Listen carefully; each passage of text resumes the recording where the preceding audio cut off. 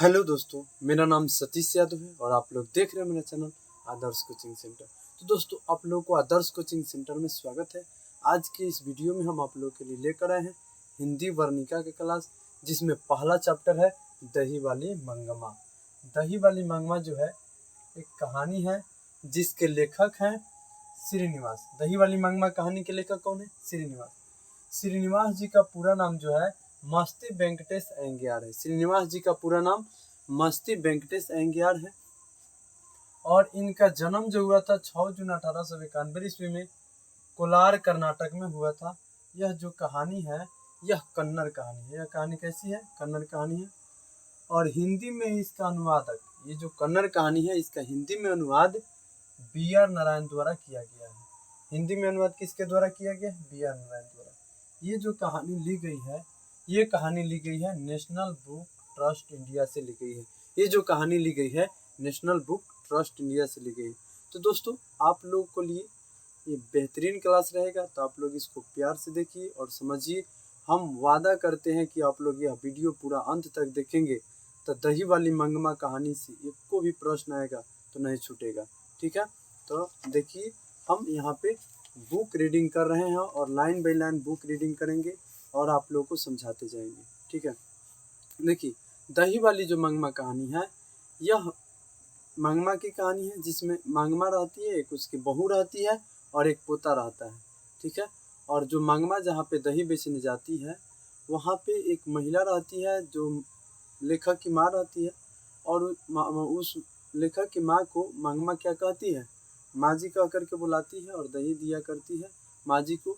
और आते वक्त और जाते वक्त, जब जाती है दही बेचने मंगमा, तो आती भी है और जाती भी है, तो दोनों वक्त माँ जी से रिश्ता अच्छा रहता है। तो माँ जी के घर पे बैठ जाती है, कुछ बातचीतें करती रहती है। देखिए, हम यहाँ पे उन्हीं के बारे में बताने जा रहे हैं। पहले श्रीनिवास जी का पूरा जीवनी देख लेते हैं। श्रीनिवास जी का पूरा नाम मस्ती वेंकटेश अयंगार है। उनका जन्म 6 जून 1891 ईस्वी में कोलार कर्नाटक में हुआ था। श्रीनिवास जी का पूरा नाम क्या है? मस्ती वेंकटेश अयंगार। और उनका जन्म कब हुआ था? तो 6 जून 1891 ईस्वी में 6 जून 1891 ईस्वी में कोलार कर्नाटक में हुआ था। ठीक है, श्रीनिवास जी का देहोसाना हो चुका है। श्रीनिवास जी का क्या हो चुका है? देहोसाना, यानी श्रीनिवास जी का मृत्यु हो चुका है, निधन हो चुका है। वे कन्नड़ साहित्य के सर्वाधिक प्रतिष्ठित रचनाकारों में से एक है। श्रीनिवास जी जो थे वो कैसे थे?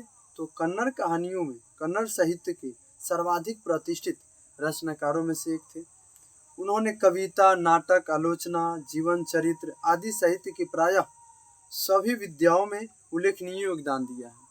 जो श्रीनिवास जी हैं, ये कविता भी लिखे हैं, कहानियाँ भी लिखे हैं, जीवन चरित्र, ये सभी साहित्य में उनका बहुत ही बड़ा योगदान रहा है। उनको साहित्य अकादमी ने उनके कहानी सन्ना कथेलुगु को सन 1968 में पुरस्कृत किया।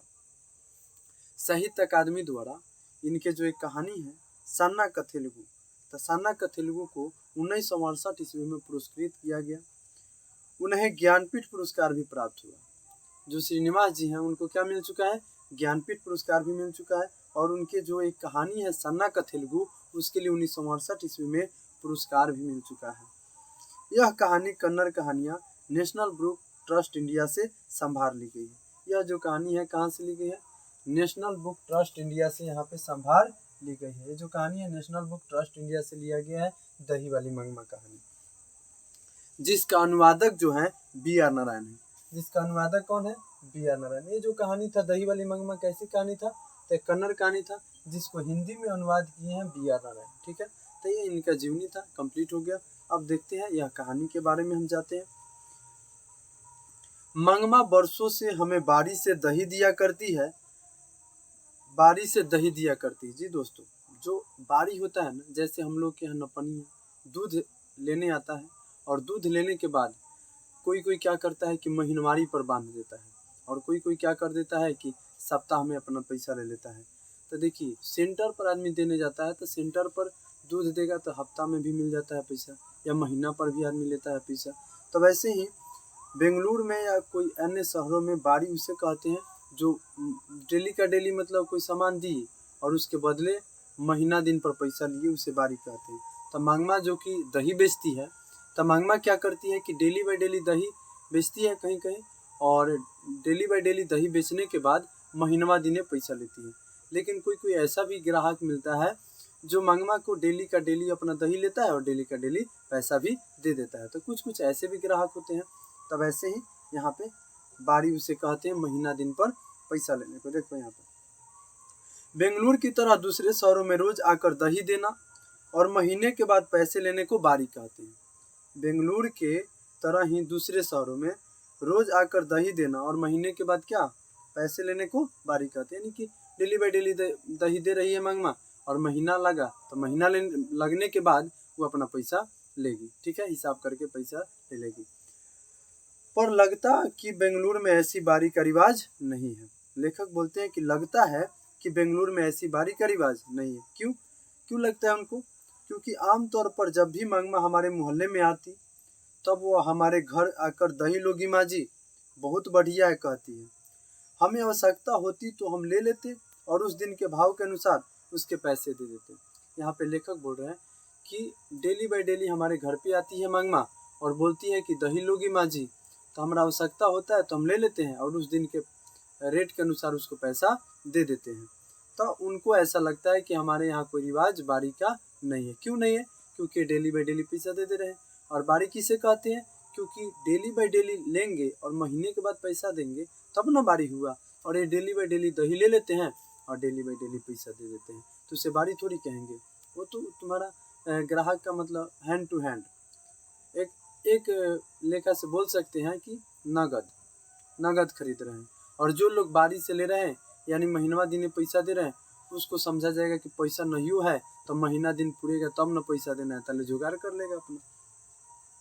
तो उसे अगले दिन क्या बोलते हैं लेखक कि हमें आवश्यकता होता है तो हम दही ले लेते हैं और उस दिन के भाव के अनुसार उसको पैसा दे देते हैं या अगले दिन चुका देते हैं। यह हमारी उसकी बारी की रीति है। वह अलूर के पास किसी गांव की है। मंगमा जो है कहाँ की है? अलूर के पास किसी गांव की है। उसके गांव का नाम शायद वेंकटपुर या कुछ ऐसा ही। ध्यान देना दोस्तों, यहाँ पे मंगमा की गांव का क्या नाम है? तो मंगमा की गांव का जो नाम है वेंकटपुर है। मंगमा किस गांव की रहने वाली है? मंगमा किस गांव की रहने वाली है? वेंकटपुर गांव की। वेंकटपुर गांव की रहने वाली है मंगमा, जो अलूर के पास पड़ता है। ठीक है, उसके गांव का नाम शायद वेंकटपुर या कुछ ऐसा ही है। आते समय हमारे मोहल्ले से होकर ही आना पड़ता है और जाती बार भी हमारी तरफ से ही जाना होता है। यानी मंगमा जब भी जाती है दही बेचने उधर, तो आते वक्त या जाते वक्त दोनों टाइम लेखक के घर से ही होकर उनको गुजरना होता है। मैं उससे ज़रा अच्छी तरह बात करती हूँ, इसीलिए कभी कभी गांव से आते समय और दही खत्म करके जाते समय दोनों बार मेरे पास आ जाया करती। आकर आंगन में थोड़ी देर बैठती, सबसे बातें करती, पान सुपारी खाती।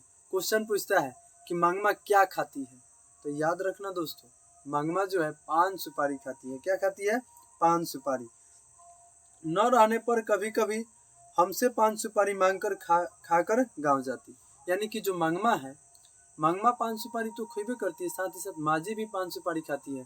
तबे न मंगमा आते वक्त जाते वक्त माँ जी के पास बैठती है और माँ जी से पान सुपारी मांगती है। वो अगर उसके पास नहीं रहता है तो, अगर रहता है तो अपना खा लेती है, लेकिन नहीं रहता है तो माँ जी से मांग करके पान सुपारी खाती है और खाने के बाद माँ जी के घर से ही जाती है। ऐसे मौक़ों पर यदि मेरे पास समय होता तो वह अपना दुख सुख भी बताया करती है।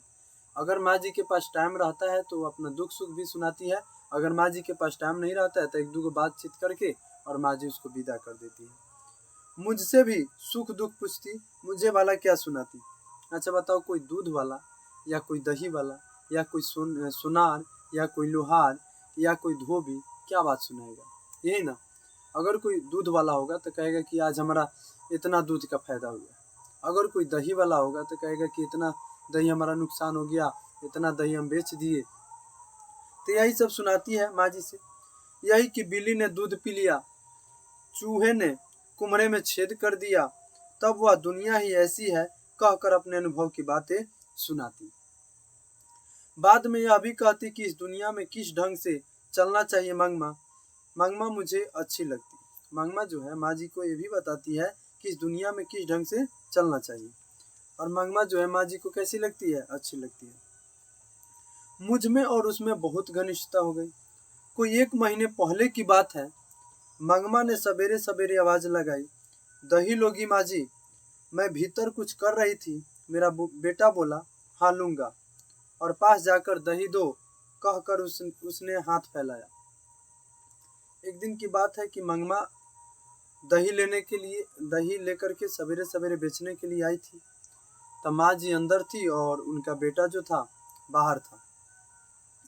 तो आवाज लगाई मंगमा कि दही लोगी माँ जी। तब बेटा आया, बोला कि हाँ लूंगा, और हाथ फैलाया। मंगमा ने क्या कर दिया कि मंगमा ने मटकी से थोड़ा अच्छा गाढ़ा गाढ़ा दही निकाल कर उसकी हथेली पर रख दिया और बोली, जरा जाकर माँ जी को जल्दी से भेज दो, मुझे जाना है। मंगमा ने दही उसकी हथेली पर रख दिया और इसके बाद बोली कि जाओ माँ जी को भेज दो कि मुझे जाना है। इतने में माँ आ गई। मंगमा बोली, माँ जी, सोने जैसा बेटा पैदा किया है, जैसे गुण तुम्हारे हैं वैसे ही उसे मिले हैं, पर इन सब के क्या। सोने जैसे बेटा पैदा किया है, जैसे गुण तुम्हारे मिलते हैं वैसे ही उसे मिले हैं, पर इन सब से क्या, इन सब से क्या। लड़के के बड़े होने की देर है, फिर तो पता नहीं कैसी बहू आएगी।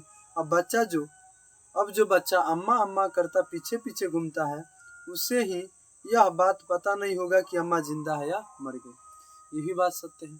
देखिए, आजकल के जो दौर चल रहा है, इसमें माता पिता बाल बच्चों को पाल पोस दे रहे हैं। बाल बच्चा जो है जब सियाना हो जा रहा है, शादी ब्याह उसका हो जा रहा है, तो अपने माता पिता को ही भूल जा रहे हैं। यही स्थिति यहाँ पे माँ जी से मंगमा बोलती है। मैंने पूछा, मंगमा क्या हो गया, बेटे ने तेरी बात नहीं मानी? तो वह बोलती है, वह फिर से बोली, छोड़िए माँ जी, भावरे लेकर आया पति ही जब बात नहीं पूछता था तो बेटा क्या सुनेगा। इस पर मैंने पूछा, तेरे घर वाले ने तेरी बात नहीं मानी क्या? इस पर बोलती है, वह कहने लगी, अरे माँ जी, मेरे भाग्य में एक अच्छी धोती नहीं थी, किसी और ने पहन ली, वह साड़ी के चक्कर में उसी के पीछे लग गया। जो भी हो, वह समझता रहा मेरा घर है, मेरी घरवाली है, इसलिए मैं भी चुप रही कि घरवाला तो है। सच कहती हूँ, अमृत बेचती रही, पति खा गई। यानी कि मंगमा जो है, मंगमा के पति मर गए रहते हैं। ठीक है, पता नहीं मेरे नसीब में क्या क्या लिखा है, पर आपको एक बात कहती हूँ, ध्यान रखिएगा, घरवाला जब घर आए तो अच्छी तरह कपड़े लत्ते पहनकर घुमा कीजिए। मर्दों का मन बड़ा चंचल होता है, उनकी पसंद की साड़ी ब्लाउज पहनकर घुमा कीजिए। फूल इत्र आदि लगाकर उनके मन को बस में करना चाहिए। आपने जो साड़ी पहन रखी है काम धंधों के लिए ठीक है। तो मंगमा जो है यहाँ पे माँ जी को ये सब चीजें समझाती है, बताती है कि कैसे रहना चाहिए, कैसे नहीं रहना चाहिए जब घर वाला आए। तो जब घर में अकेली रहती है तब के लिए ठीक है, शाम के समय एक बढ़िया साड़ी पहनकर रहना चाहिए। इस पर माँ जी को जरा हंसी आ गई, मुझे जरा हंसी आई। यानी माँ जी बोल रही कि मुझे इस बात पर हंसी आ गई कि मंगमा देखो क्या क्या बोल रही है, लेकिन ऐसा लगा कि अनुभव से कितनी बड़ी बात कह रही है। साथ यह दुख भी हुआ कि उस अनुभव के पीछे दुख छिपा है। यानी कि जो मंगमा है, ये मंगमा जो बता रही है कि जब भी मतलब घर पे पति आए तो अच्छा कपड़ा पहन के रहना चाहिए, एकदम मतलब थोड़ा सा हीरोइन जैसा रहना चाहिए। मैं बोली, हाँ मंगमा, तुम्हारी बात 16 आने सच है। बाद में मंगमा बोली, देखिए माँ जी, आदमी को ढंग से बस में रखने के 3-4 गुण हैं, याद रखना। क्वेश्चन पूछा जाएगा कि आदमी को बस करने के लिए कितने गुण हैं, तो 3-4 गुण। कितने गुण हैं? 3-4 गुण हैं। कौन कौन से? देखो मंगमा क्या बोलती है। कुछ लोग कहते हैं कि टोना टोटका करो या जड़ी बूटी खिला दो। तुम लोग सुना होगा कि कोई अपना माँ का बात या कोई अपना पत्नी का बात नहीं मानता है तो वहाँ पे बोला जाता है कि तुम्हारी माँ जादू कर दी है, तुम्हारी माँ टोना टोटका करवा दी है, या ऐसे बोल दिया जाता है अगर माँ का बात कोई नहीं मान रहा है बेटा, तो उसकी माँ बोलेगी कि तुम्हारी पत्नी जो है टोना टोटका करवा दी है, जादू करवा दी है। तो ये पहला गुण बताती है मंगमा। और एक कहावत है, दावा करने से तो मसान ही जगता है। ऐसे लोगों की बातें नहीं सुननी चाहिए, कोई ना कोई स्वाद की चीज बना कर दीजिए। दूसरा बात बताती है कि कोई ना कोई स्वाद का चीज बना कर दीजिए जो उसके मन पसंद हो। ठीक है। आंखों को तृप्त करने को अच्छी तरह से कपड़े लत्ते पहन ओढ़ कर रहना चाहिए। तीसरी बात तो बताती है कि दम अच्छा कपड़ा पहन करके जब वो घर पे आए तो अच्छा कपड़ा पहन करके रहना चाहिए। चौथी बात, दुखी रहने पर भी हंसकर बातें कीजिए। घर के लिए जो चाहिए एक बार मंगवा लीजिए, बार बार मत मंगवाइए। घर के लिए जो चीज भी चाहिए एक बार बोल दीजिए कि ये चीजें नहीं है, वो चीजें मंगवा लीजिए, बार बार नहीं मंगवाइए। पैसा जोड़कर जरूरत पड़ने पर 1-2 रुपए उन्हें थमा देना चाहिए। कभी कभी देखिए, कभी कभी क्या होता है कि कभी कभी कोई समझदार औरतें होती है जो पैसा दे रहा है उसका घर वाला, तो पैसा को भी बचाती है और बचा बचा करके जोड़ जोड़ करके रखती है। और जिस समय मुसीबत है और उस समय वो जोड़ के पैसा जो रखी रहती है वो एक बैग दे देगी तो वो भी खुश हो जाएगा, अरे तुम्हारे पास पैसा कहाँ से आ गया। तो बोलेगी कि हम बचा बचा के रखे थे, तो और खुश रहेगा, चलो इतना समझदार हो, ऐसे करके। ये है सबसे बड़े टोने टोटके। घरवाली ऐसा करे तो घरवाला घर में कुत्ते की तरह रहता है, अगर ऐसा ना करे तो गलियों में भटकता है। मुझे मंगमा की बात के चमत्कार से आश्चर्य हुआ। 2 इधर उधर की बातें करके मैंने उसे भेज दिया। और माँ जी इधर उधर के 2-4 बातें कर ली और इसके बाद मंगमा को क्या कर देती है, भेज देती है। फिर अब देखिए क्या हो रहा है। कोई 15 दिन पहले जब मंगमा घर आई तो लगा कि वह बहुत दुखी है। मैंने पूछा, क्यों मंगमा, ऐसे क्यों हो? वह बोली, क्या बताऊं माँ जी, ऐसा लगता है कि मेरी किसी को भी जरूरत नहीं। यह कहकर उसने अपने पल्ले से आंसू पोंछे। 15 दिन बाद फिर मंगमा आई तो मंगमा माँ जी के पास दुखी थी। तो माँ जी पूछी कि मंगमा क्या हुआ, क्यों ऐसे हो? तो बोली कि माँ जी क्या बताऊं, किसी का भी मेरा ज़रूरत नहीं है। और ये रियलिटी है संसार में, जिससे जिसका मतलब निकल रहा है ज़रूरत है, मतलब निकल गया ज़रूरत खत्म। मैंने पूछा क्या हुआ बेटे ने कुछ कह दिया? उसने कहा, हाँ माँ जी कुछ ऐसा ही हो गया। बहू ने किसी बात पर पोते की खूब पिटाई कर दी तो मैंने कहा, क्यों री राक्षसी, इस छोटे से बच्चों को क्यों पीट रही हो? ध्यान से समझना, ये छोटा सा ही बात पर पूरा विवाद रहता है। राक्षसी शब्द क्वेश्चन पूछता है कि मंगमा और उसकी बहू के साथ किस बात को लेकर के विवाद था, तो राक्षसी शब्द। क्योंकि जब मंगमा की बहू अपने बेटे की पिटाई कर रही थी, यानी कि मंगमा की पोते की पिटाई हो रहा था, तो मंगमा उस समय राक्षसी शब्द का प्रयोग की थी। इसी बात को लेकर के विवाद था इस कहानी में। हाँ, तो मेरे ऊपर चढ़ बैठी, खूब सुनाई उसने। तब मैंने भी उसे कह दिया, मैं तेरे घरवाले की माँ हूँ, तू मुझसे इतनी जबान लड़ा रही है, आने तो दो उसे। वह महाराजा घर आया, उससे मैं बोली, देख भैया, इसने बेमतलब में अनजान बच्चे को इतनी जोर से पीटा। मैंने माना किया तो मुझे ही 4 सुनाती है। तू जरा अपनी घरवाली को अकल सिखा। इस पर बोली, मुझे क्या सिखाएंगे, लड़का अगर कुछ उद्यम करता है तो उसे माना करने का हक मुझे नहीं। तुमने जैसे इन्हें पैदा किया वैसे ही मैंने उसे पैदा किया, मुझे क्या अकल सिखाने चली है? जो भी हो माँ जी, वह उसकी घरवाली है, मैं माँ हूँ। उसे कुछ कहा तो पलट कर जवाब देती है। कोई भी पतों का यही आदत है।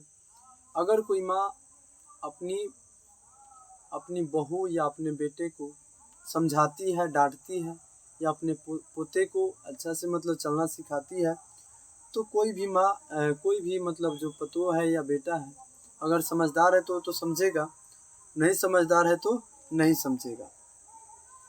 मुझे कहे तो मैं क्या कर सकती हूँ? इस पर वह बोला, हाँ माँ, वह अपने बेटे को मारती है तो तुम क्यों उसके झगड़े में पड़ती हो? तुम मुझे दंड दो। तब मैंने कहा, क्यों रे, मुझसे गलती हुई, मुझे बहुत गुस्सा आया माँ जी, बात मेरे मुंह से निकल ही गई। क्या कहता है रे, बीवी ने तुझ पर जादू फेरा है? वह बच्चे को पीटे तो भी ठीक है और मुझे गाली दे तो भी ठीक है। देखो पहले ही बताए थे ना कि अगर कोई बेटा अपनी माँ का बात नहीं मानेगा तो उससे बोला जाएगा कि तुम्हारी पत्नी जो है तुम पे जादू फेरा है। अगर कोई बेटा अपनी माँ का बात मान रहा है, पत्नी का मान नहीं रहा है, तब भी उसको यही बोला जाएगा बात। इस पर वो बोलती है मंगमा, क्यों रे, बीवी ने तुझ पर जादू फेरा है? वह बच्चे को पीटे तो भी ठीक है और मुझे गाली दे तो भी ठीक है। बहुत अच्छे, कल वह कह दे माँ को निकाल दो तो तू निकाल बाहर करेगा। इस पर वह बोला, और क्या किया जा सकता है माँ, अगर तुम यह कहो कि घरवाली रहेगी तो मैं नहीं रहती और मैं रहूंगी तो घरवाली नहीं रह सकती, तो उस बेचारी को सहारा कौन दे? मैंने पूछा, मुझ बेसहारा का क्या बनेगा? तब उसने कहा, तुम्हारा क्या है माँ, तुम्हारे पास गाय बैल है, पैसा है, तुम्हें क्या मैं पाल सकता हूँ? मैंने पूछा, तुम्हारा कहना है कि मैं अलग हो जाऊं? इस पर उसने साफ कह दिया, तुम्हारी मर्जी, अगर तुम अलग होना चाहती हो तो रोकूंगा नहीं, मैं तुम्हारे झगड़ों से तंग आ गया हूँ। इस पर मैंने कहा, अच्छी बात है बेटा, आज दोपहर से मैं अलग हो जाती हूँ, तुम अपनी घरवाली के साथ सुख से रहो। फिर दही लेकर चली आई माँ जी। मैंने दही लेकर उसे पैसे दिए और कहा, जाने दो मंगमा, घर जाओ, ठीक से रहो, सब अपने आप ठीक हो जाएगा। और माँ जी ने क्या की कि उससे बातचीत की और इसके बाद बोली कि ठीक है मंगमा, जाओ तुम घर, सब ठीक ठाक हो जाएगा। अगले दिन मंगमा आई तो पिछले दिन जैसी दुखी नहीं दिख रही थी, लेकिन मन पहले की तरह हल्का नहीं था। मैंने पूछा, झगड़ा निबट गया कि नहीं?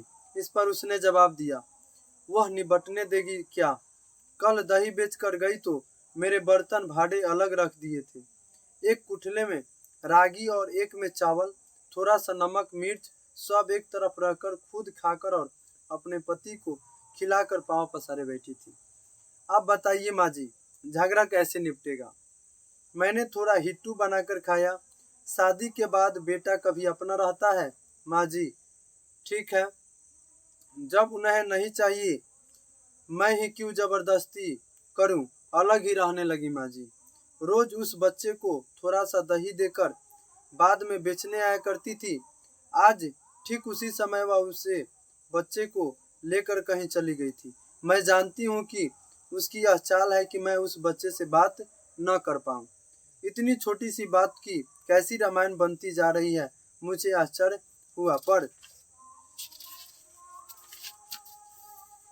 मैं इसमें कुछ कर नहीं सकती थी। इधर उधर की कुछ बातें करके मैंने मंगमा को विदा किया। बाद में 2-1 दिन मैंने वह बात उठाई ही नहीं। ऐसा लगा कि वह अलग ही रहने लगी है। एक दिन उसी ने पूछा, माँ जी, आप जो मखमल पहनती हो है न, वह कैसे गज मिलती है? मैंने पूछा, क्यों मंगमा? तो वह बोली, इतने दिन तो बेटे और पोते के लिए पैसा पैसा जोड़ती रही, अब भला क्यों जोड़ूं? मैं भी एक मखमल की ब्लाउज पहनूंगी। मैंने कहा, एक ब्लाउज के 7-8 रुपए लगते हैं। ध्यान देना, जो माँ जी मखमल के ब्लाउज पहनती है, वो मखमल के ब्लाउज का कितना रुपए दाम था? तो 7-8 रुपए। ऑब्जेक्टिव में पूछता है कितना रुपए दाम था? 7-8 रुपए। मंगमा उस दिन मंगमा ने जाकर दर्जी से वह कपड़ा लिया और वही सिलने दे दिया। दूसरे दिन पहनकर आई, मुझसे कहने लगी, देखिए माँ जी, मेरा श्रृंगार, घर वाले के रहते एक अच्छी साड़ी नसीब नहीं हुई, वह तो किसी के पीछे लगा था। मैंने बेटे के लिए पैसे जोड़े, अब वह लड़का ऐसा हो गया, अब कैसा है मेरा श्रृंगार? मुझे लगा कि बेटे से अलग होने के कारण दुख से मंगमा को जरा मति भ्रम हो गया है। जब ज्यादा दुख आ जाता है तब हर किसी को ऐसा ही हो जाता है। तो मंगमा जो थी पहले अपने बेटे पोते के लिए सब करती थी, पतोह के लिए करती थी, लेकिन अब अलग रहने लगी है तो वो अपने लिए कर रही है। तो अपने लिए जब मखमल की ब्लाउज पहन करके जाती है और माँ जी को दिखाती है तो माँ जी कहती है कि देखो इसका मति क्या हो गया, भ्रम हो गया है। क्योंकि कोई भी आदमी अलग होता है तो उसका स्थिति ऐसे ही हो जाता है, ये अपना मानसिक संतुलन को क्या कर चुकी है, खो चुकी है, ऐसा बोलती है माँ जी। मैंने कुछ न कहा पर सोचा इस जॉकेट के कारण उसे किसी दूसरे से झगड़ा मोल लेना पड़ेगा। माँ जी उसको कुछ नहीं बोली, लेकिन उन्होंने सोचा कि इस जॉकेट जो पहनी है मखमल के जॉकेट, इसके लिए किसी से न किसी से झगड़ा हो जाएगा। उनके गांव का एक लड़का बेंगलुरु में पढ़ रहा था। वह फिरंगियों की तरह अथवा पढ़े लिखे हम जैसों की तरह जरा नफासत से कॉलर टाइप पहनता था, जरा शौकीन था। उसने एक दिन मंगमा को देखकर पूछा, क्या बात है अम्मा, एकदम मखमल की जैकेट ही पहन ली। तब मंगमा ने कहा, क्यों रे लड़के, यूं बढ़ बढ़ करके बातें कर रहा है? तू गले में फांसी लटकाए घूमता है, मैं जैकेट नहीं पहन सकती। दोनों में तू मैं हो गई और पास खड़े 4 लोग हंस पड़े। जिस बात की माँ जी को डर था वही बात हो गया। एक गांव का पढ़ने वाला लड़का था, वो फिरंगियों के जैसा टाइप वगैरह पहन करके घूमता था। वो मंगमा को देखा तो बोला, क्यों रे अम्मा, तुम तो एकदम क्या पहन ली, मखमल के जैकेट ही पहन ली। अब इस पर मंगमा क्या बोली कि क्यों रे लड़के, तुम बढ़ बढ़ करके बातें क्यों कर रहा है? तुम गला में फांसी लटकाए घूमेगा तो क्या मैं मखमल के जैकेट नहीं पहन सकती हूँ? इस पर दोनों आदमी में क्या हो जाता है, तू मैं मतलब झगड़ा हो जाता है। पास खड़े 4 लोग मजे लेने लगते हैं, हंसने लगते हैं। अगले दिन मंगमा ने ही यह बात मुझे सुनाई। दूसरों की बात तो दूर, उस बहू ने भी मंगमा को सुनाते हुए कहा था, बहू को एक जैकेट सिलाकर नहीं दी। सास अलग हो गई और अब मखमल की जैकेट पहनने लगी है। मंगमा ने ब्याह में बहू को कान फूल, कड़े, झुमकी, कान का जंजीर, कंठी और तगड़ी सब दिया था। बाद में भी साल के साल कोई न कोई गहना बनवा देती थी। वह तो बहू को याद नहीं रहा। मंगमा उसकी बात सुनकर 1-2 बार तो चुप रही, बाद में वह अपने को रोक न पाई। एक दिन रात को जाकर बेटे से कह दिया, तेरी घरवाली बड़ी बड़ी बातें बनाती है, मेरे जैकेट पर ताने कसती है, कहती है मैंने उसे कुछ भी नहीं दिया। क्या मैंने कुछ नहीं दिया?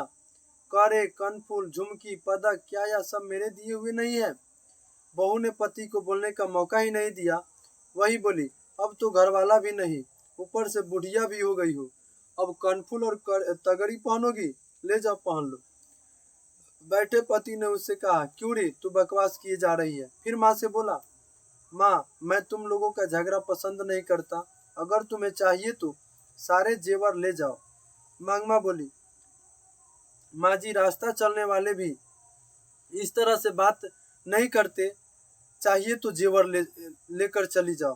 कहकर उसने सारा दोष मुझ पर ही मढ़ दिया। अब यह जन्म किस लिए, यह सुनकर मुझे बड़ा दुख हुआ। वह भी इसलिए कि बुढ़िया ने अपने पोते को पीटने से मना किया था। भला यह सब क्या हो रहा है? बात मुझे बाद में समझ आई। जहाँ भी देखो झगड़े का कारण ऐसा ही होता है। जब कोई एक दूसरे को पसंद नहीं करता तब छोटी बातें भी बड़ी हो जाती हैं। बेकार के झगड़े उठ खड़े होते हैं, उससे संबंधित सभी लोगों को बेहिसाब दुख उठाना पड़ता है। कुछ दिन बाद एक दिन मंगमा बोली, माँ जी आप बहुत भली है, मेरे पास थोड़े से पैसे रखे हैं, उसे कहीं बैंक में रखवा दीजिए, उन पर कई लोगों की आंखें लगी हैं। मैंने पूछा, ऐसा क्या हो गया? वह बोली, माँ जी कल ही की बात है, हमारे गांव में रंगपा नाम का एक आदमी है, वह कभी कभार जुआ खेलता है, वो बड़ा शौकीन तबीयत का है। मैं तब दही लेकर आ रही थी तो कहीं से टपक पड़ा और पूछने लगा, क्यों मंगमा अच्छी तो हो? मैंने कहा, क्या अच्छा क्या बुरा, जो है तुम्हें पता नहीं। वह बोला, हाँ भाई तुम्हारा कहना ठीक है, आज के जमाने में भला कौन सुखी है? आजकल के लड़के की जबान का क्या है ठिकाना है। हमारी उम्र के लोगों को तो बस देखते रहना ही पड़ता है और कर भी क्या सकते हैं। वह वैसे ही साथ चला आया। रास्ते में अमराई का कुआं है, वहां से गुजरते समय मुझे डर सा लगा। मैं सोचने लगी, पता नहीं यह क्या कर डाले। आंटी में काफी पैसे थे, कहीं इसी के लिए तो पीछे पीछे नहीं आया। वही बोला, जरा चुना दोगी? मैंने दे दिया, वह लेकर चला गया। आज भी आते समय वही आकर मिला।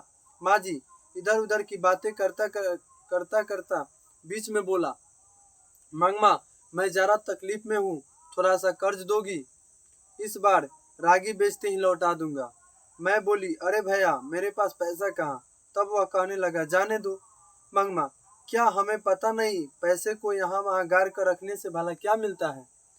फिर थोड़ी देर बाद वह ही बोला, तुम्हारा बेटा तुम्हारे साथ रहता तो मैं तुमसे कर्ज नहीं मांगता। मैं जानता हूँ तुम अपनी बहू के लिए कोई न कोई चीज वस्तु बनवाती रहती थी।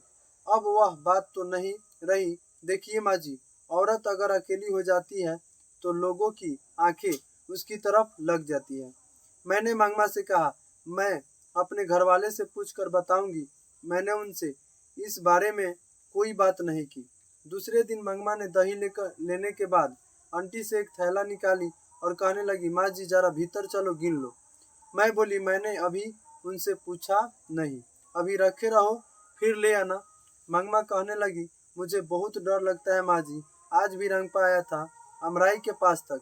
कहने लगा, जरा बैठो मंगमा, ऐसी जल्दी क्या है? मेरे पास ये पैसे भी थे। मेरा दिल जोर से धड़कने लगा।